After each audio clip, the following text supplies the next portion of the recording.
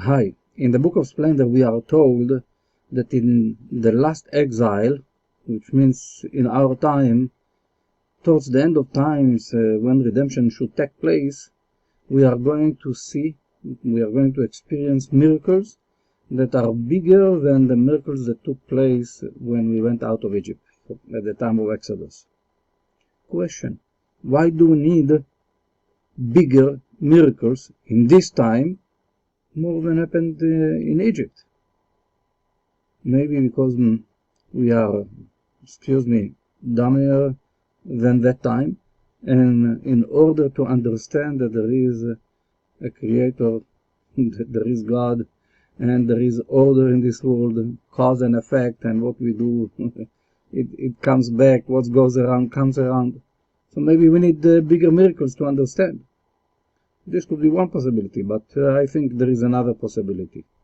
Because God is not playing dice with the universe, which means everything is accurate, and God is not wasting energy wherever it's not needed. And according to the Kabbalist, the Ramchal, Rabbi Moses Luzzatto, from 300 years ago in Italy, he stated that what that we have in the universe from the time since the beginning of creation till the end of times, it's exactly what's needed for the process that will be completed at the end, place that God wants to give us the benefits, to give us His goodness, to give us the light that He wants to share with us. So nothing is too much. So if nothing is too much, why do we need miracles that are too much in a way? And to my opinion, the answer is because that in this time, the negativity that exists in our universe, the negativity of mankind, is worse than was in the time of Egypt. Because in the time of Egypt there was all the magicians in Egypt and Pharaoh that were controlling the people, enslaving the people in a horrible way. In our time, if we need bigger miracles, it means that the slavery and the evil forces that are playing role in the world today are bigger than took place in the time that we went out from Egypt, in the Egyptian time of Exodus. Another angle to understand what I'm saying now, and a proof to it, that it says in the commentaries that in Egypt we fell down into 49 levels of impurity. And if we would fall to the 50th gate of impurity, we would not be able to go out of Egypt. It would be too strong for us. We will suck into the mud in the way that's it. But it says over there as well that in the last exile, we are going to fall into the 50th gate of impurity. This is what's taking place today. So if we could not go out from the 50th gate, then what's now? So first, the fact that there is more negativity. It's stated. We are in the 50th gate of impurity today, which means the evil that takes place, maybe externally everything is looking nice, but the materialistic slavery that we have today in the world is worse than was in Egypt. This is what they are telling us. And therefore we need bigger miracles. Now, how come that that time we couldn't go out of 50 gates of impurity and now yes? It says that in between, when we went out of Egypt, we received the Torah, we received the Bible.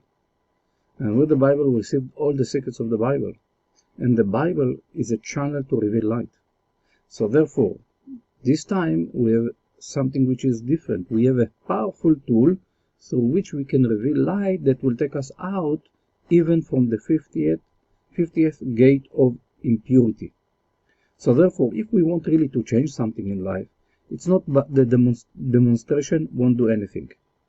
There was research in the States about what happens between 1980 to 2000 if all the demonstrations and all the people asking for rights, etc., made any effect on the government of the States at that time.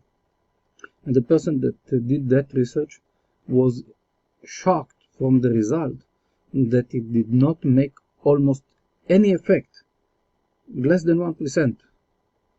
So he wanted to look even further on, so he looked in the at the time of the 60s. And even then, all the demonstrations that took place eventually did not change anything. The politicians continued to do whatever they want to do, which means the external work is not going to do anything, which means to shout that it's not fair and to blame people and to hate people, that it's not going to change anything. It's on the contrary. By hating and anger, we are giving food to the evil side. We are nourishing the evil side. So therefore, it's a huge effort internally from our soul to connect with the light, because there is only one force in this universe that can eliminate negativity, and this is the light of God. Other than that, the evil force is amazing in his tricks and forces, what that he can do, and he's doing in fact. So there is just one force to connect with the light of God, and the strongest tools that they give to us, it's the Bible. But in the Bible we know that there are 4 levels of study. In Judaism we know that the deepest level is the level of the secrets and the level of Kabbalah, the Book of Splendor. So we have a powerful tool, the Book of Splendor. We have the powerful tool of the study of Kabbalah. So therefore I'm encouraging everyone, if you want change in this world, a true change, it's not externally, it's internally. Yes, we need to do what we need to do externally. I'm not saying that we shouldn't do nothing. Each person that have the ability, that have the connections and the power to do something externally should do it also. But the real work is internally, by revealing the light of God. Each one needs to connect with it. And when many people in the world will reveal more light, the effect would be the proper effect, what we are looking for. It would be enormous. So therefore, anyone that knows how to read in Hebrew should read in Hebrew the Book of Splendor. If you don't know, to scan it. If you don't know, meditate to bring light to this world. Do good, act with mercy. Stop hating. Stop being angry. We need all to support one another, to stop blaming others for what's going on. We can say that something is wrong and try to change it, yes, but to be angry or to hate because of that, we will get the opposite of what we want truly.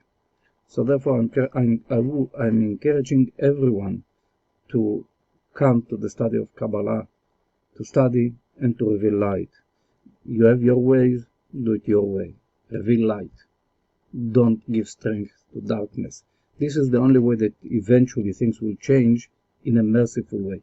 Otherwise, it's going to be painful, God forbid. So I'm wishing all of us the path of mercy, the path of grace, and God willing that we'll be successful in our work to reveal light. We are still with the pandemic of Corona. I'm blessing everyone with good health and protection of the light. Bye-bye.